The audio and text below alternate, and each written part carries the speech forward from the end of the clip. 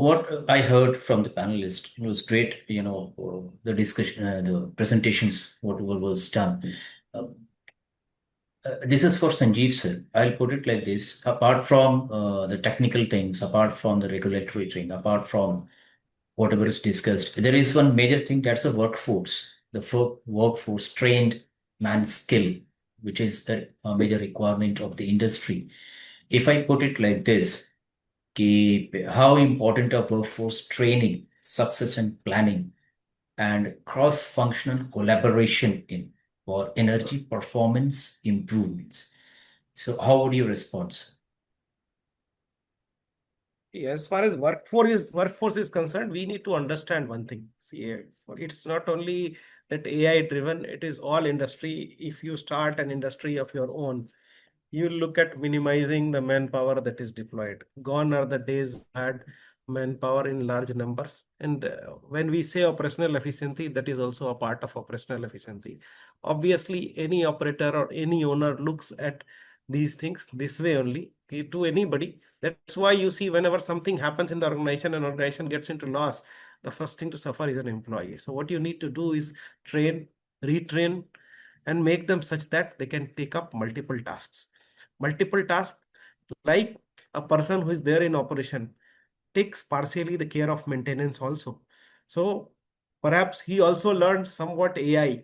He applies that, collects that information all around, lot of information around. You find my own observation, I'll say. An observation is people are using AI to a large extent, but industrially the AI is being used by more than 80% of the people to correct the language or to write mails. Okay, that's the beauty of the entire thing. Not many get into writing those questions into those smart AIs which give you beautiful answers. Lot of things that we talked of here. I'm just telling about myself. I just went to AI to write away, get some information, and lot of such information is there which is available worldwide, but nobody cares to get into it. Yes, I may not be getting into all the details, but increased use of AI, increased use of how they will run, how they are ready for the new challenges. Okay, tomorrow there may be a complete switchover that may take place. Who knows? When a switchover takes place, how do you sustain it? Okay, so tomorrow your industry becomes a hybrid one. You do not have the talent, you know only thermal plant or power plant. I know only to run the boiler. So the skill set has changed. So competency requirements will change. Competencies will have to be redefined for different positions, and accordingly we'll have to go ahead with it. That also will go ahead with a lot of transition as we go through this energy transition phase. Thank you, sir, for your response. Mr. Baldev, sir, you had an company. So your take on this? Or rather, we have a very a unique way of training the workforce. We have uh, people who are trained at maybe different organizations in the same area, and we keep them to a minimum number of levels. Our majority of the workforce comes from the fresh engineers, and they are trained with the whatever skeleton we have, senior people only, and the training is on the job. And this is what I have found is most efficient and most economical way of training and most dedicated workforce we get, because the people who are trained fresh, they have no baggage, they are adaptive, they are very forward looking, and they are very enthusiastic, and that is the way we should be done. In fact, this experience I got from my first company, which is now IOC, Bongaigaon Refinery and Petrochemical Limited. We had a MD who came from Holland, and he hired 70 fresh engineers and no experienced people. He just took, for administrative reason, one person to handle maybe 10, 15 junior engineers, but the seniors were given hardly any job. All jobs were done by the juniors only. And that is how it was on the job training. and most of the people retired for their full career, and they went up to the position of MD level there. So, and this is the way I look at the training part. Okay, sir. Apart from this, there's a question from a delegate. He asks, what are the regulatory, this is, I believe, for you, Ms. Divya, what are the regulatory barriers or approval delays most often prevent utilities from adopting efficiency improving technologies such as digital monitoring, AI-based optimization, or flexible generation? The delegate put it like this. So, can you please answer to So, this? yeah, when we're talking of regulatory barriers or approval delays, in Indian utilities or specifically in the power sector, when we are talking about, it is a process that is done annually when you approve any investment that the utility needs at an immediate basis also. So in the annual revenue requirement, you have a full list of investments that this is the capital investment or the working capital cost that will be required throughout, say, the year 2026, 2027, in which you will have transmission infrastructure upgradations or operation and maintenance or any kind of major investment that is required by the utility to improve its efficiency. However, if 4 months down the line there is another new technology that comes in, it will have to wait another 6 months or 8 months to get into the next year's ARR. So the investment approval through the regulatory commissions in every state, and every state has a different set of regulations. When we are talking of SERCs, CERC is the central, definitely. So if it is an interstate improvement that has to be done, it comes through CERC. However, for SERCs, any investment approval takes time. That is what delays the process a little bit. However, when we are talking of delays in improvement with respect to technologies, we can have a look at the RDSS scheme. RDSS scheme came to improve the metering system in India, and it has been there for the last almost 5 to 8 years, trying to fund the governments. However, when we go to the ground level, like Baldev sir said, and Sanjeev sir also said, that problem is coming at the ground level. Okay, we have a vision, we have a law, we have a policy, RDSS aa gaya. How do you implement it? I have allocated a fund to a state. However, if the state utility is delaying the implementation because there is a resistance from the agricultural consumer to put a feeder, you cannot take the readings of that 30% consumer in any specific state. You can name any state, you cannot take the meter readings. So when there is a gap between the socio-political nature of this subject as compared to the technological improvements that are coming in, okay, the consumer, the industrial consumer will go ahead the first day to put a smart meter or to get a feeder system into his system. However, when you go to the agricultural consumer, there's a 30% consumer base which is not yet metered. How do you improve that? Do you disconnect the socio-political nature of the subject? You're already subsidizing a set. So the nature of this sector is as such that if you have to prevent regulatory barriers or approval delays, it has to be applicable on everybody equally, I would say, and the subsidized or the privileged categories or the non-privileged categories have to be then supported by the government separately. So either the distribution companies or the utilities have a separate department that is taking care, or the government is already funding, because the data that comes from the smart meters, just the RDSS example, if I'm not getting the data of 30% of my consumer, the whole state's data becomes inaccurate despite having 70% accurate data. So even if I'm using AI or any such technology, the relevance of the 70% accurate data becomes irrelevant because of the lack of 30% of the data. And for that, regulatory commissions have to be given independence, one, from the political uh, nature of this subject. So the political parties and the regulatory commissions who have been framed to be working independently have to be given that independence and not be politically pressurized. And whatever these segments are where this data transition or this technological transition is taking a gap or a delay, that has to be taken care of by the government if it is impacting the state's social scenario or the political scenario. The other hurdles that are there or regulatory barriers that are there with respect to AI optimization or flexibility is with respect to, for example, if I'm going in open access as a generator and I have found a consumer, there are regulatory AI based lack of data issues that comes at the SLDC level. So all the approvals that I have to get from the SLDC, there are about 13 approvals from SLDC. Then you have to get an NOC from the distribution company. This is a long process. It takes about 3 to 6 months just for a generator or a consumer to complete this process.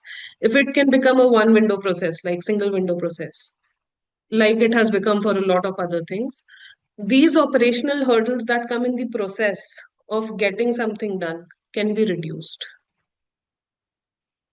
Okay, I got your point. I hope it has been answered.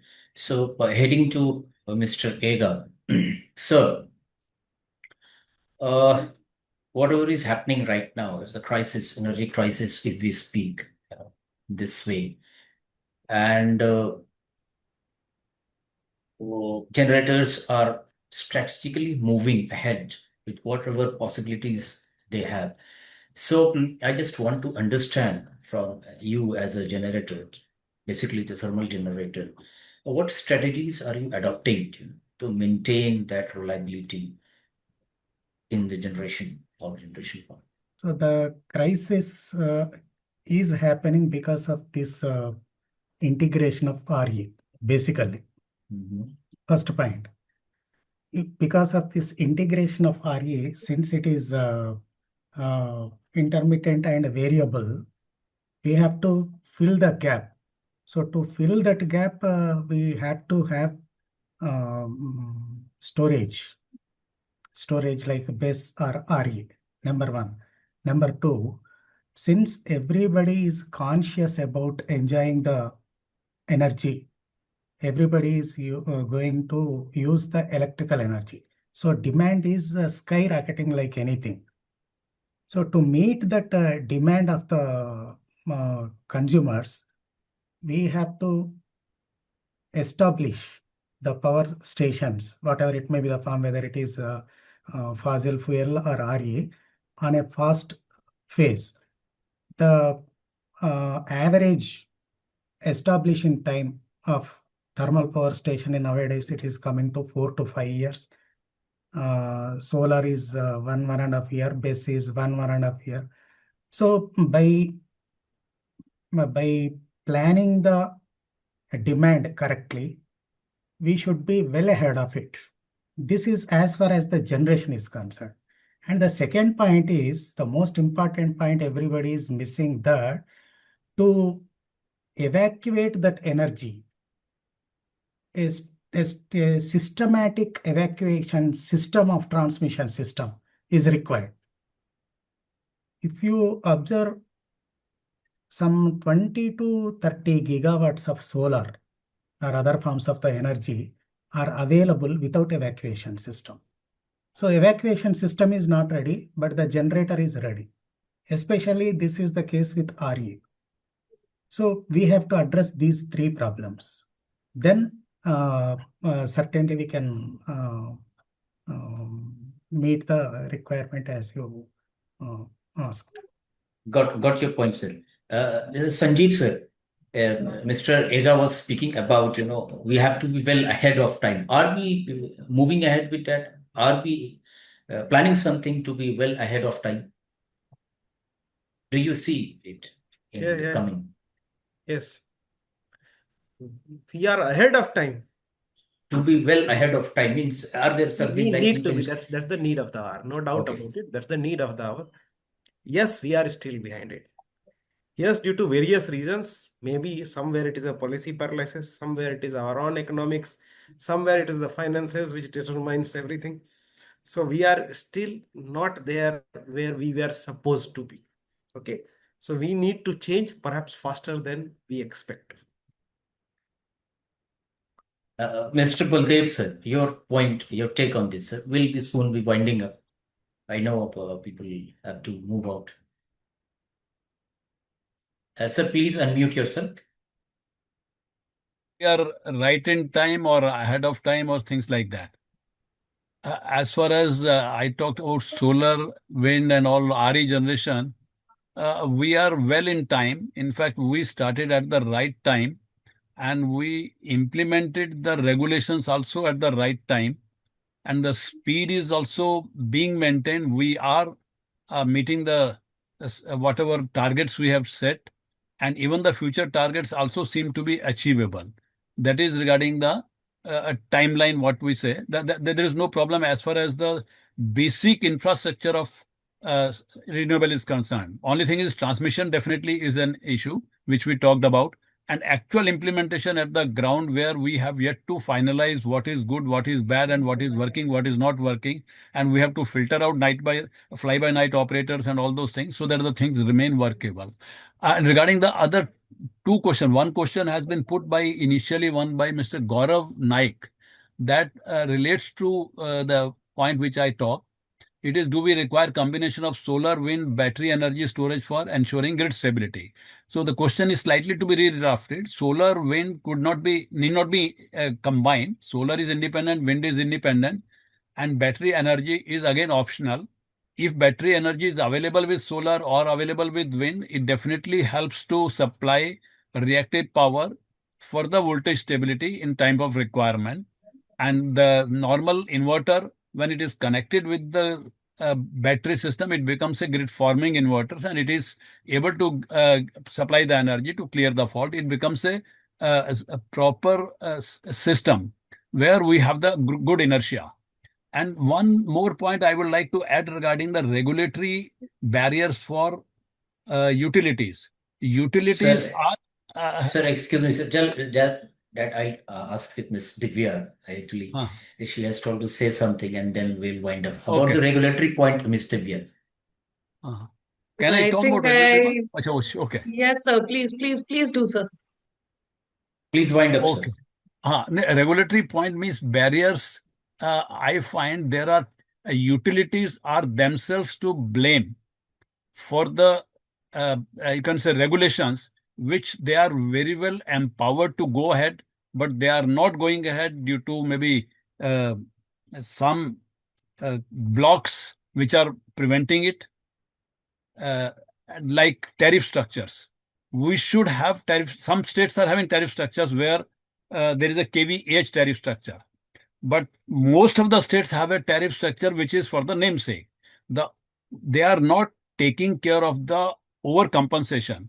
Overcompensation is as bad as the undercompensation. So if you do overcompensation, say 0.95 leading or from 0.95 lagging, so you are equally responsible to pay more, but they consider unity as the blocking point. After that, they don't count the leading compensation. So they are losing themselves by not making the regulations, and they don't take up the case with regulatory commissions also properly because of the maybe some interested blocks.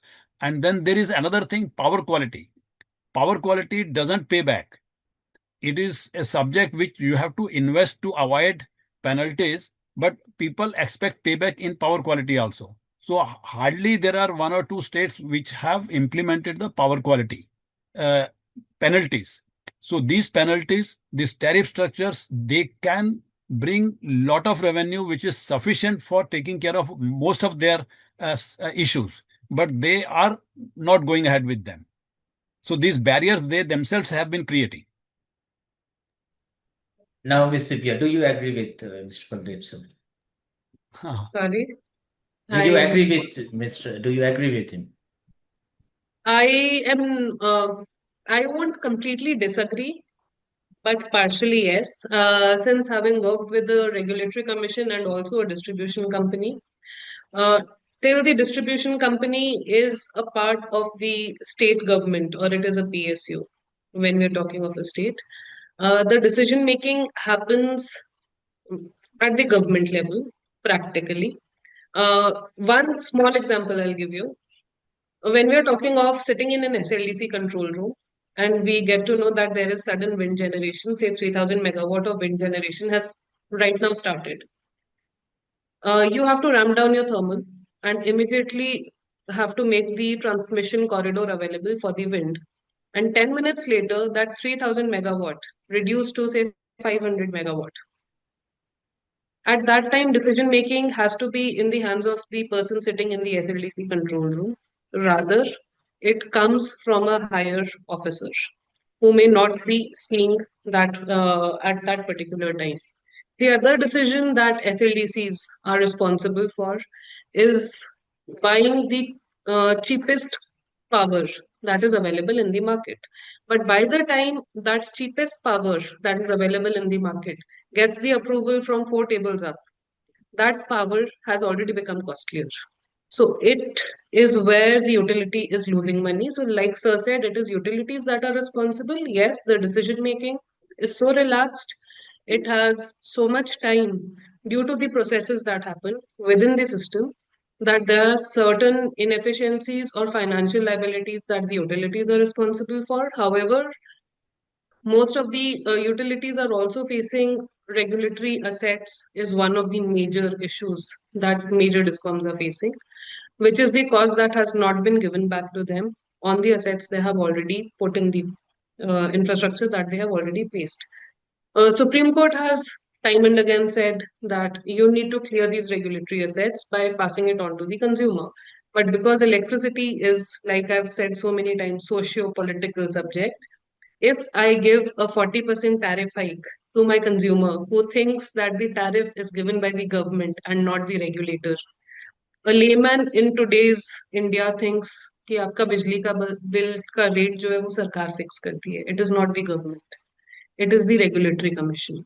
So tariff as a concept, the awareness in the consumer is also a very big barrier why the utilities are also suffering.